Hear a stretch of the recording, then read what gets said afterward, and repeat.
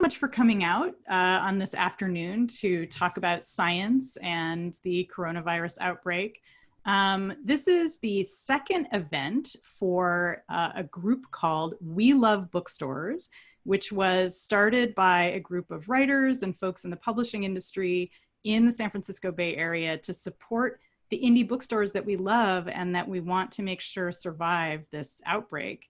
So each event goes to support a local indie bookstore. This event is going to support Green Apple Books, which is a beautiful new and used bookstore that has 2 outlets here in San Francisco.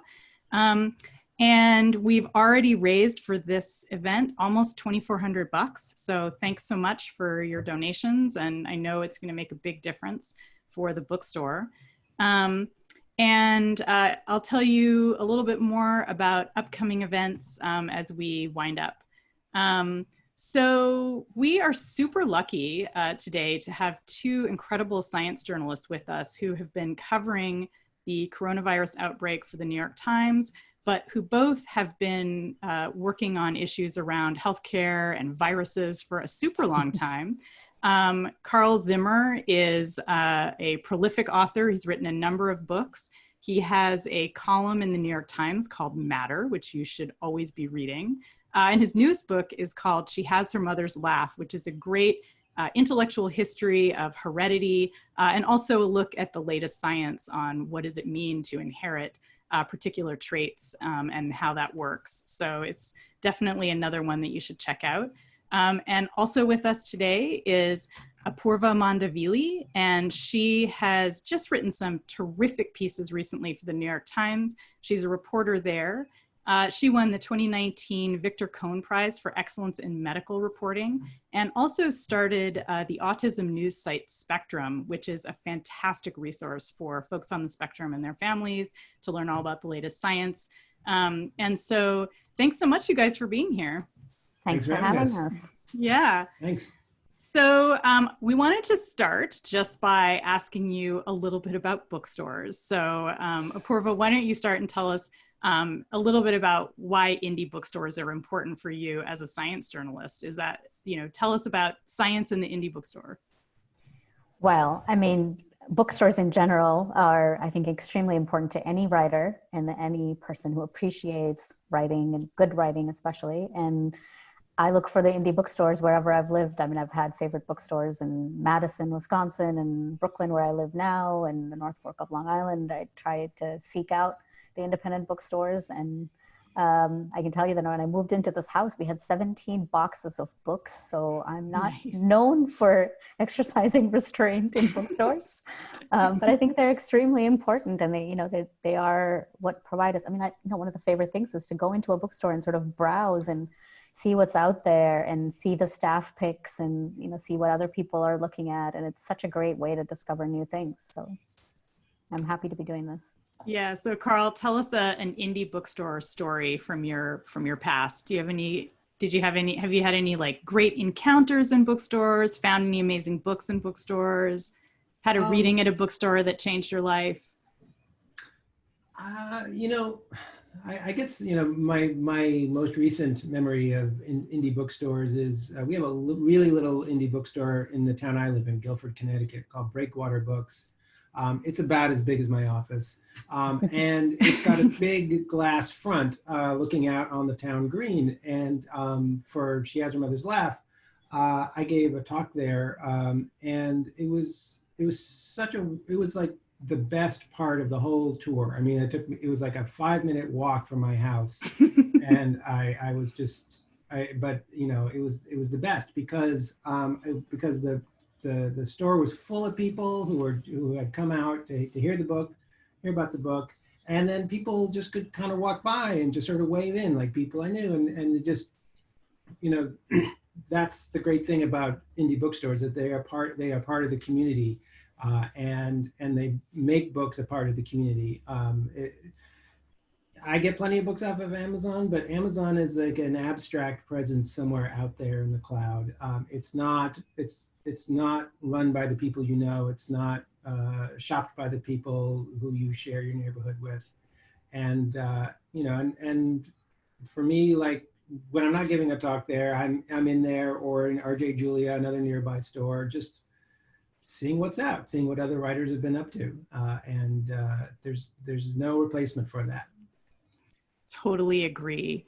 So, okay, let's cut to something that's a little bit less utopian than a bookstore.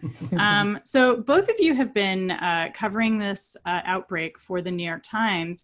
And today, Carl, you had a very exciting experience where you got called out by the president for an article you'd written for the Times. So tell us a little bit about that. And you had a very nice reply as well. Well, yeah, I'm not sure called out is exactly the correct term. I mean, basically trolled, I think, is what happened. Yes, trolled might be a much better way of putting it. Yeah. You called him out. Well, yeah. Yeah, I mean, I literally had looked away from Twitter for about 5 minutes, and I looked back and someone was like, "Oh, wow, congratulations, Carl, you made it." And I was like, what are they talking about? It took a while to figure out that literally the President of the United States had singled out an article I had written about the coronavirus and its movement around the world as being an example of fake news and unnamed sources and all this stuff. I was completely out of the blue, and it was clear that he had not, he could not have read the article. So I said, okay, take a deep breath, and then just said, okay, well, I need to respond to this, and maybe this will be an opportunity to reach some people with some facts, with some science. And the science tells us that this virus originated in China, jumped over from probably a Chinese horseshoe bat, circulated in China for a while, started to spread to other countries. And of course, we became aware of the United States much later. And in New York in particular, it slammed in New York in the middle of March, and people are wondering, how did this happen? And so scientists have been looking at the genetic material of these viruses, and you can actually look at mutations and get an idea of where they came from. So these viruses had come from Europe. And I think that somehow the president of our country was trying to make a big deal out of the fact that I wasn't acknowledging there that it originated in China. And it's such a fundamental oversight, because like, we all know it started in China, but in the middle of February, when it came to New York, where was it coming from? If you had closed off all travel from China, it still would have come to the United States. And that's the kind of insights science can give us. And if people actually read these articles, then maybe they can take something from that. So yeah, so I can put that on my life list. Got trolled by the president. So Apoorva, you've been writing about the antibody tests that we're waiting to get. And this is, a lot of governors now are saying that once we have these antibody tests, that's going to be part of a program to gradually open up out of this quarantine again. So Apoorva, I wonder if you can just talk a little bit about what the antibody tests are and when we might see them. Yeah, I think the word that you used, gradually, is really key here. But so, I mean, the antibody tests really can tell us who has already been exposed to the virus. They're not going to tell you if you're active now. They may, if they catch you at exactly the right time, but they're really not intended for diagnosis, even though some people are mistakenly using them for that reason. But mainly what they can tell you is, especially because we now know that about 50% of people might be asymptomatic when they're infected. So all of the people who say, I was sick in January, I think I had the coronavirus, it's possible that if you used an antibody test with those people, it might tell you, oh, maybe they were actually exposed, because it would pick up on your body's immune response to that virus. However, there are a million ifs to answer before we get to that point, because we're not really sure how good the antibody tests are. This is like a repeat of the entire fiasco we've seen with the viral tests, the diagnostic tests. There are a lot of tests out there. Most of them are terrible. They have really bad accuracy. They pick up on antibodies that aren't really specific to this virus. So, they give you a sense that you have antibodies and you're immune when you really aren't. So they're really actually quite dangerous in a way, because they can make people think that they're now protected from the coronavirus when they're not. So all of these politicians that are telling us that, these antibody tests are key to reopening the economy, that's true, but it's true like a year from now. It's not true now. We do not know nearly enough to be using these tests to make any decisions about when to reopen. The one caveat to that is that it might be useful, for example, in people who are really exposed to the virus a lot of the time, like healthcare workers.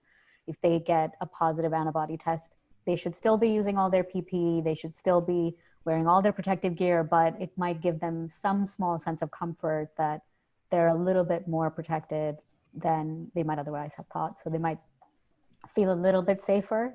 But again, they should still continue to use, all of their protective equipment. So it's really very, very early days. So is it more important for us right now to be having better testing and more widespread testing for people who are actually infected with COVID-19? Absolutely. I think we need both. And there's a lot of work being done right now to get the antibody test to be better, to be validated. I think what happened with the diagnostic tests, because they were so slow in coming out, the government has actually gone the opposite with these antibody tests and just let a whole bunch of companies release their antibody tests. We're having the exact opposite problem now, where the market is being flooded with tests that are no good. So, I think in the end, we need both tests. And so scientists are working on making them both better, but right at this moment in where we are, because there are so few people who are actually infected, what we need is the virus test to make sure that, we are getting them diagnosed and treated. So, Carl, you've spent a lot of time in your career writing about viruses, and you're kind of the virus guy, actually. I mean, you were for a while. And I'm wondering, what, in your covering of this coronavirus outbreak, what is the main misconception that you've seen circulating in the media? Like, what's the thing that people just can't seem to understand that you wish that you could correct in your science journalism? That's interesting. I mean, I wrote a book called A Planet of Viruses, which was sort of a series of essays on individual viruses, influenza virus, West Nile virus, and just trying to sort of draw out a lesson from it about viruses more generally. And I guess, there's, I'm very struck by how powerful certain conspiracy theories are about the origin of this virus, that it must be some sort of biological weapon that humans created with evil intent, or it must have come out of a lab through some sort of oversight. We want to pretend that that somehow humans were involved because nature itself couldn't do something like this. And this is how nature works. Well, nature in the modern world, I should say. I mean, if you look at HIV, if you look at SARS, if you look at MERS, if you look at a lot of other emerging viruses, like, this is the story. It comes from bats or other animals. Often these are animals that are under a lot of stress because their ecosystems are disturbed, and you plug that into our modern hyper-connected world, and you're going to get these sorts of things. And people had been talking for years about how outbreaks like SARS were like a test run for something like this. And so so it's sort of the idea that somehow this must have some sort of super human, there must be a human explanation for this. So there must be special. This isn't particularly special, and it was totally predicted. So basically, everyone kind of knew this was going to happen, and we needed to be more prepared, it sounds like. Well, I mean, somebody on Twitter quoted something that I wrote in A Planet of Viruses, I don't know, back in 2011 or something, and was like, oh, see, a few people knew. And I was like, whoa, no, I was not some sort of prophet. I was just writing stuff down that was blindingly obvious to all the scientists who work on this stuff. For years, they'd been saying this. Laurie Garrett wrote The Coming Plague in, I believe, 1994. And she was saying this stuff back then. So I mean, I am a little odd in having a kind of an obsession with viruses. I won't dispute that, but you don't have to have had a weird obsession with viruses to see this coming. This is just part of their evolution. Yeah. So Apoorva, I wanted to ask you a very deep science nerd question about how the virus is working in people's bodies. And we've been hearing a lot recently about something called a cytokine storm that may be responsible for this sort of 7-day crash that people are experiencing, where they're sick and then they seem like they're getting better and then they suddenly get much worse. Can you tell us a little bit about that? Yeah, it's a fascinating phenomenon, and it's not one that's really deeply understood. On a biological level, we kind of know a little bit about what's going on, but we don't really know why some people have that reaction. But it's been observed sort of anecdotally in a lot of other epidemics. Like, people have speculated that young people in the 1918 influenza pandemic died from that too. So it's one of the explanations for why young, seemingly healthy people suddenly go into some kind of shock, and their body sort of gives in to the virus. And essentially what they think is happening in these cases is when your body encounters a virus, you sort of start an immune response. Your body starts to sort of set off a bunch of signals to say, oh, we're under attack, we need an immune response to fight this thing.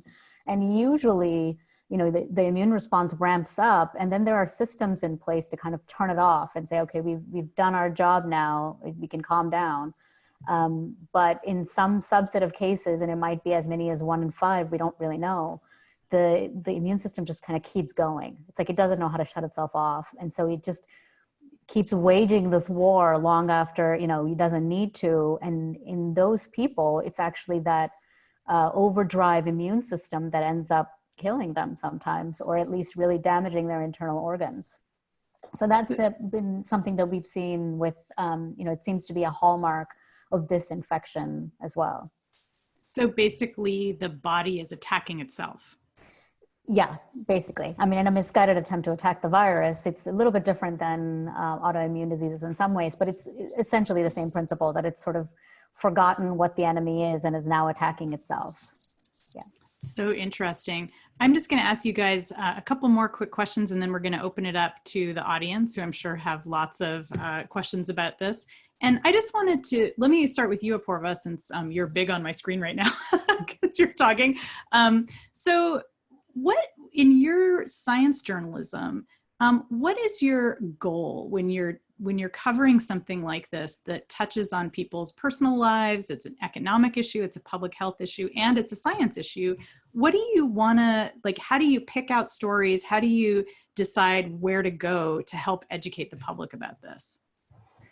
I think I go wherever I find there to be the least bit of information and the most confusion, because I think of my job as shining a light on whatever is unclear, and whether that's facts, whether that's holding somebody who's in power accountable in some way, whether that's explaining something that is really murky to people. So that's partly why I've written about lately the cytokine storm, because that's something that was being sort of thrown around, but nobody really has a clear understanding of it outside like the 50 people in the world who really get it.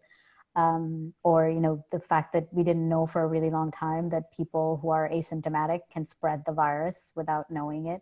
So those kinds of things, when I start to see some conversation around things that people seem really confused about, but they seem very important to, how to contain this pandemic, for example, that sort of really draws me in.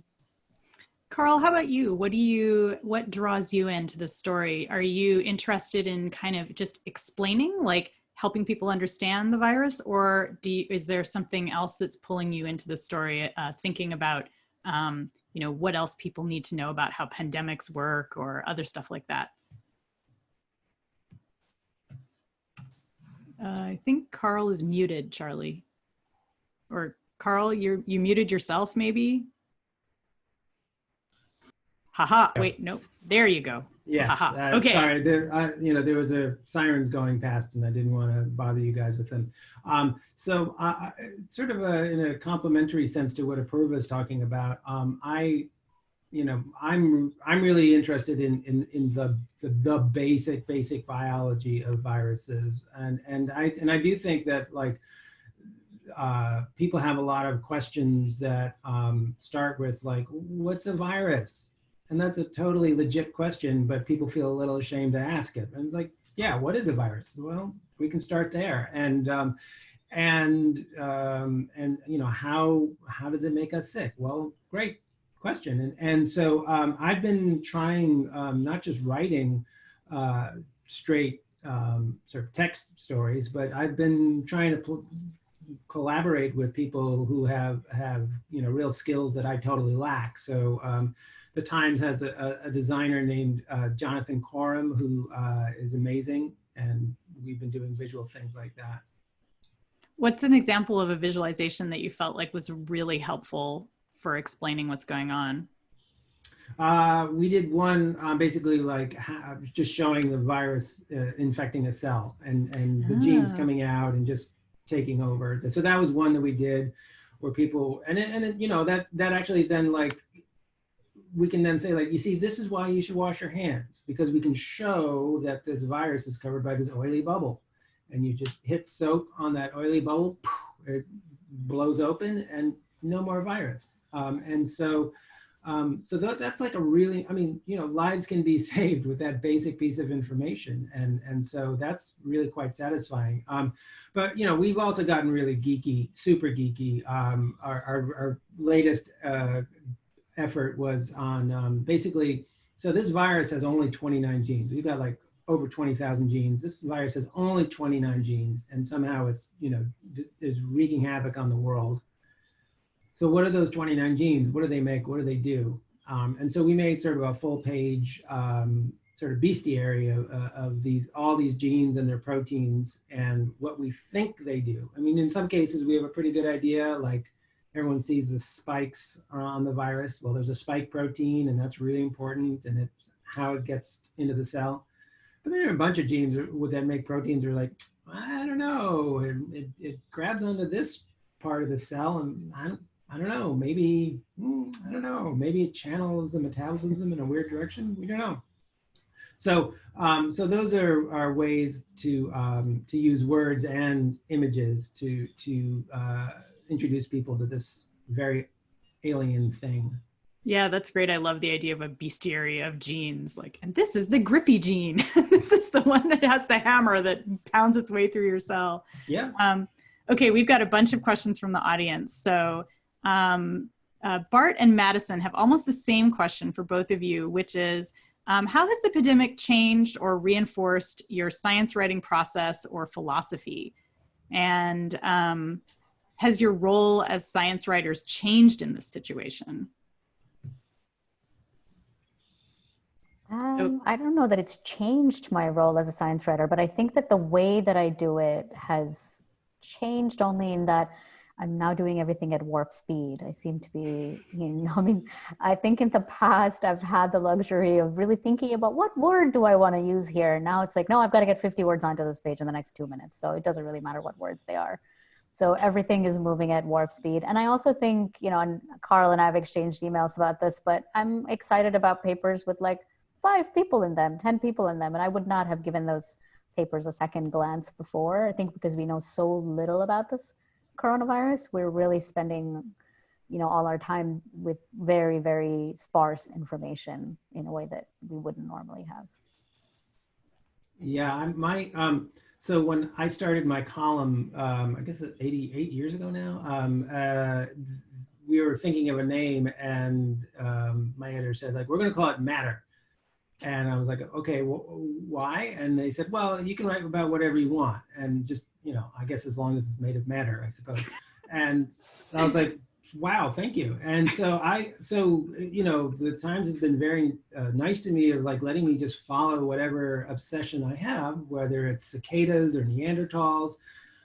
But then at the end of February, I'd actually been working on a new book, and my editor just said, so just so you guys know, I'm only going to be editing COVID-19 stories. So any other topic, you need to talk to other editors. And I thought, yeah, I guess this is what we're going to be doing. And so basically, like, for the past month and a half, I haven't written about anything except COVID-19, and it's really intense. I mean, we're all writing about it one way or the other, but for me, I've never had an experience like that. So Lisa Gorski is asking about immunity for people who've already had the virus. She says that she's heard anecdotes about people in Asia who've gotten COVID-19 for a second time.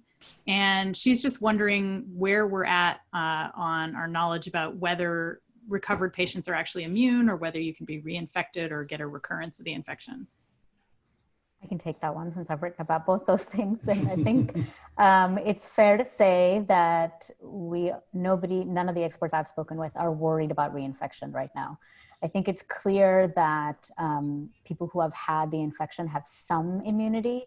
There are no guarantees about how long that's going to last in terms of, but when we say how long, we mean many months to a year, or years, not a few weeks. So if you've had COVID already, you're probably okay for at least a little while. And even if you're not, the second time that you have the infection is going to be much milder. So these cases where we're seeing of reinfection, that's probably much more likely to be because the tests that they were using were faulty.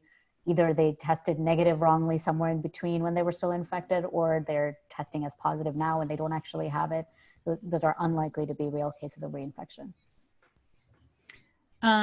Preeti wants to know if social media has a role in spreading information about the virus and whether that's part of the reason why there are a lot of disparities in terms of which groups are taking this seriously and which groups aren't. I've been very struck by all the worries that we've had about misinformation on social media have really sort of gone into overdrive now. Like, I've had so many, like, members of my own family or my friends forward to me literally like the same message. Maybe you received it about, I have a friend who's a friend who's a friend of a COVID-19 expert in Taiwan. And here's what he says, like, these are the symptoms, and here's how you know if you've got COVID-19. Hold your breath for 10 seconds, it's the hold your breath for 10 seconds email. And like, people are like really giving it to me like, oh, I thought you'd be interested in this because, like, you write about this stuff. And I'm like, you can't just because some pixels on a screen say, I'm a friend of a friend of a friend, it doesn't mean it's real. And so I am heartened that social media, like Facebook and Google, have gotten their act together better about weeding out the really noxious misinformation and trying to get people good information, because everyone's so frantic that you're going to want to clutch onto anything, especially if it somehow confirms your suspicions.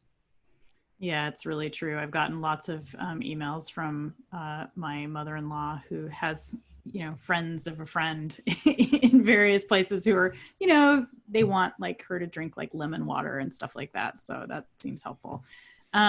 So Kishore Hari asks, with the New York Times and the Atlantic playing a crucial role in tracking testing information, do you see journalism playing a role in tracking the potential racial disparities in outcomes?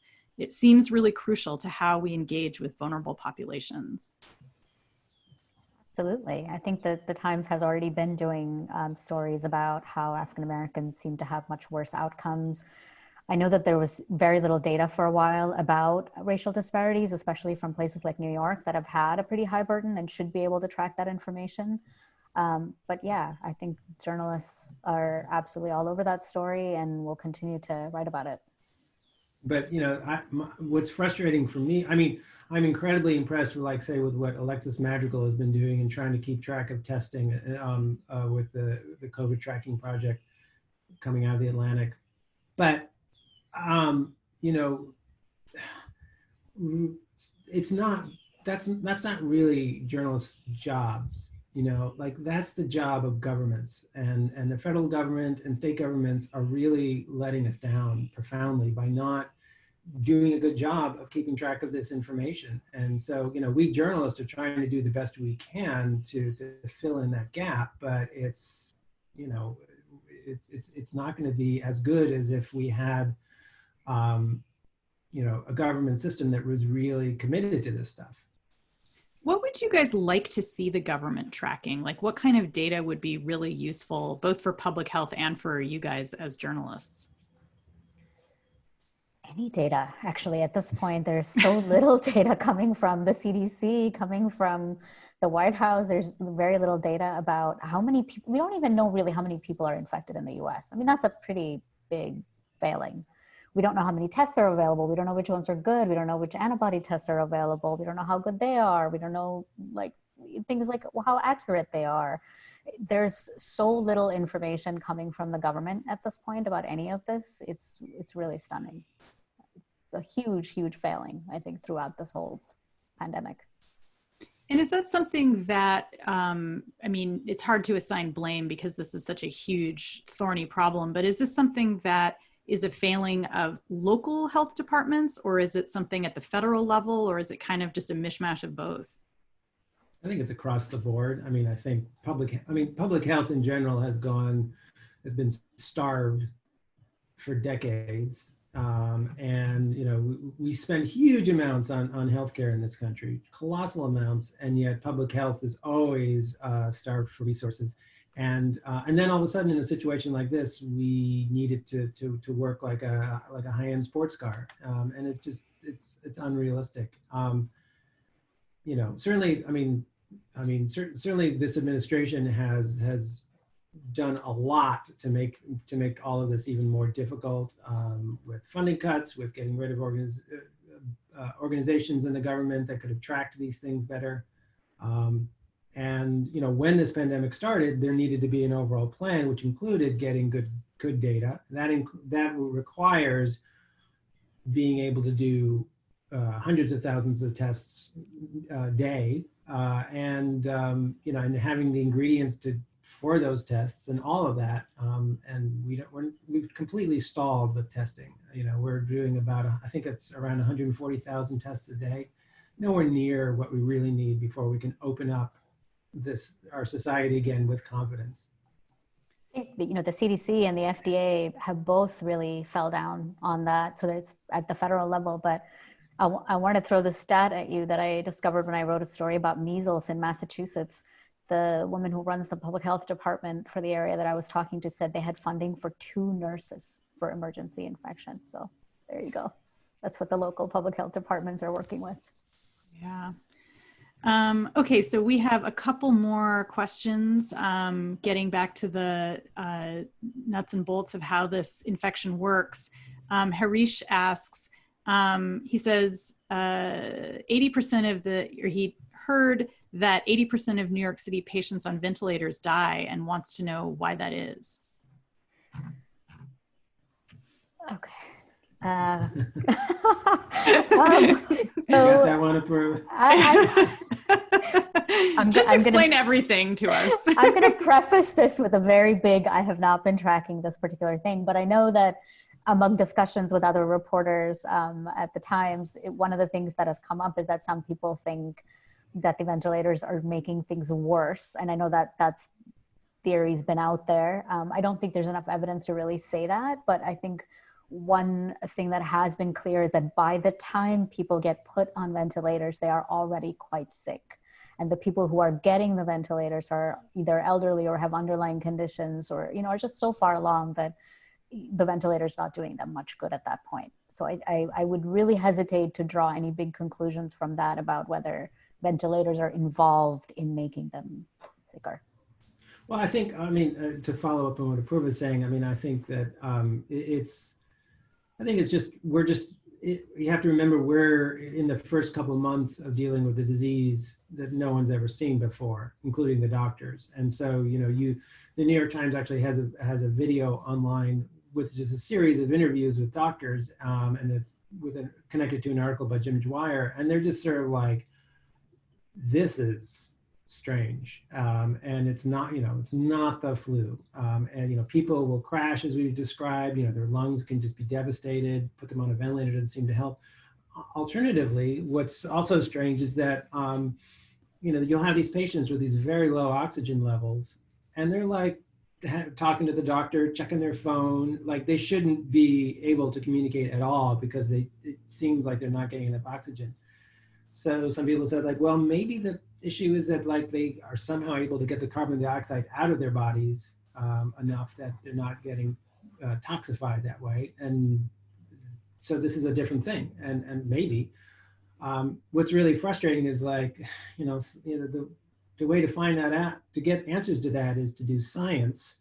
And science takes time, and these doctors don't have time. These doctors have to say, like, what am I going to do right now to help these people? And they're just sort of checking with each other and sharing notes and trying different things. And so we're just in, a year from now, Apoorva and I will be reporting on very different kinds of stories of how things start to get clear.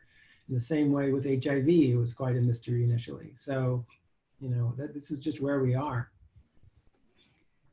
Fernanda has a question for both of you, which is, about how much uncertainty there is around this. We don't have very much data. We're still trying to figure out how this virus works. So how do you balance your reporting on new findings while also helping readers understand all the caveats surrounding the research? It's hard. That's what I can say. I mean, there is an enormous amount of uncertainty, but I think what's helpful actually, and I found this to be the case when talking to experts this time, is that they also don't know a lot, and they've been so honest about what little they know and where all the uncertainties are. And so it's a very productive conversation that way with experts in a way that I haven't experienced quite to this extent. It's like they're very open about saying, this is what we know, and this is all that we know, and here's all the ways in which it could go. And that makes it a little bit easier, to also be honest with the readers in turn and say, this is all we know, and here, this is what this person is saying, and that's pretty much all we can tell you. So I don't know, I think transparency is the best way. I think also it's important to remind people of the things that are sort of standard in the field that people may not be aware of. So, for example, people think that, if you do an experiment where you put a drug in a dish of infected cells and it clears out the virus, you found an antiviral.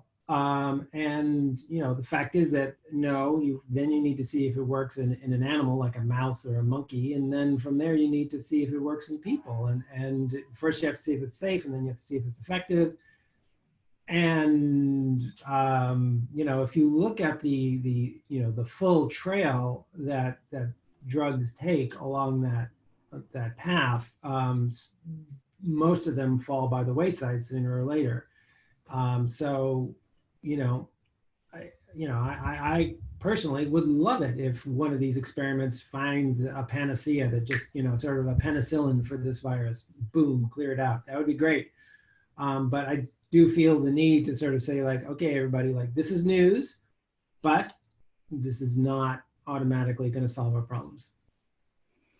Okay, I have a final question for you guys, which is going to be hard to answer. Janelle Shane says, the NIH just surveyed labs that have gotten grants, and 125 are already doing COVID-19 testing, and 1,554 are capable but aren't doing it.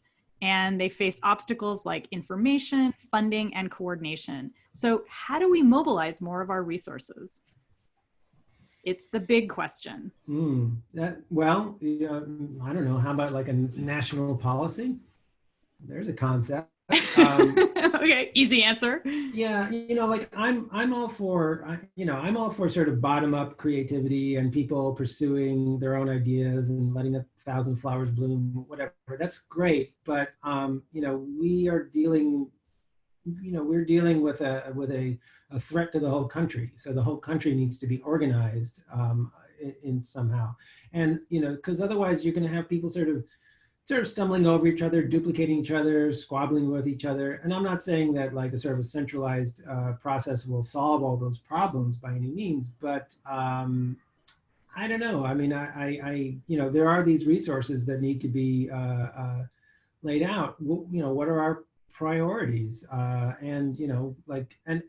I mean, I get so many press releases, I'm sure Apoorva does too, of like, hey, we're jumping into the COVID-19 game. Like, we don't know anything about viruses or epidemiology or anything, but here's a press release just to show you that we're doing stuff too. And I'm like I'm not sure you're helping.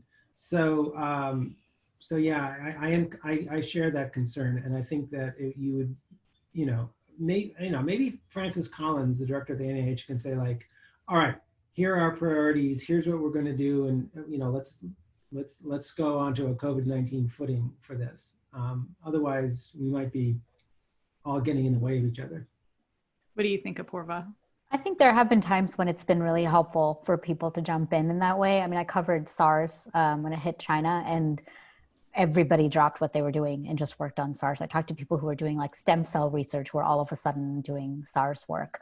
And they did that for like a year and then went back to whatever they were doing. And already I've also spoken to people who, there's a bunch of researchers at UCSF that I just spoke to a couple of days ago who are all getting together to validate some antibody tests. It's a real sort of, all hands on deck kind of situation. But at the same time, a lot of labs are shut down because of social distancing. So, there are also PIs, researchers who are trying to get work done in their labs, but a lot of their, staff have families and can't leave their homes. And, it's a kind of a tricky time for people to be getting into labs, even to do the work that they need to do. So I think, if there are policies in place, as Carl was saying, to say, the labs are among the essential work, for example, and that they can get in and they can do their work, and maybe they would arrange for childcare, or I don't know, there have to be solutions, systemic solutions put in place so that people can do this work. It's,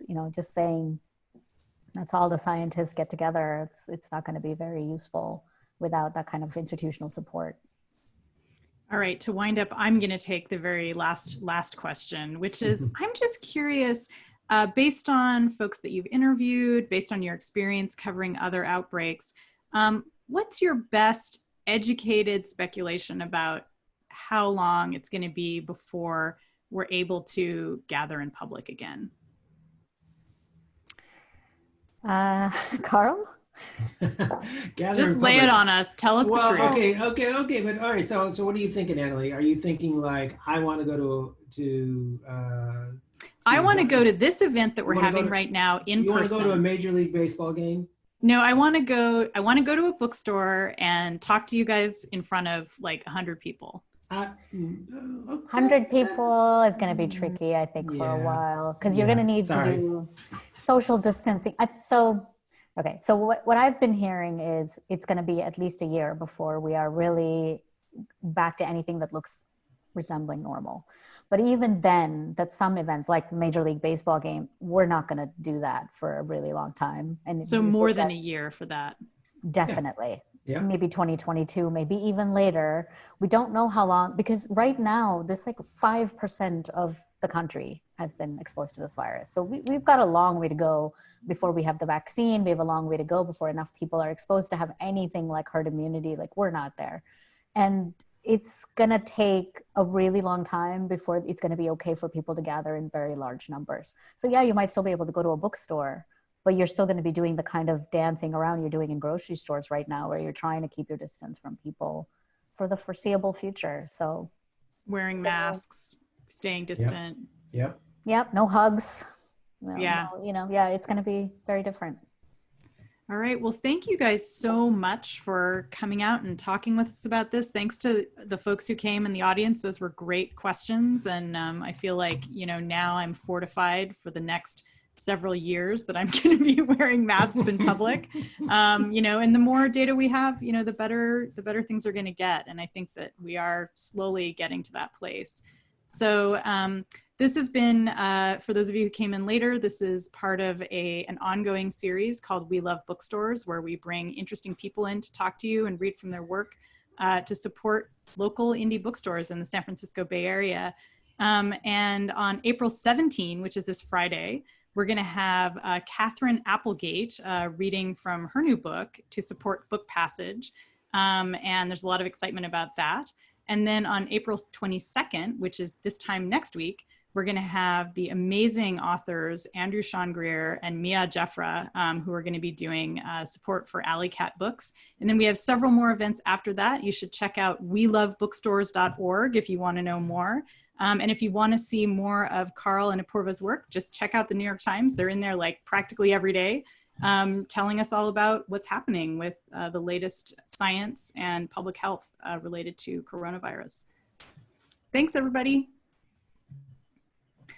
All right, so I think we just informally and awkwardly like end the Zoom call. There's no like, we can't like shake hands or do book signings or anything like that. It's that awkward, like, do I click the thing? What should I do? No, thanks for having us. This was thanks for being here. And now I can see Janelle Shane's cat. That's very exciting. Aw. Awesome. Okay, Okay, good seeing you guys. Yeah, Bye. good seeing you too. Bye. Everybody stay safe, wear a mask when you go outside. Wash those hands. That's Yep. right. Bye. Bye-bye.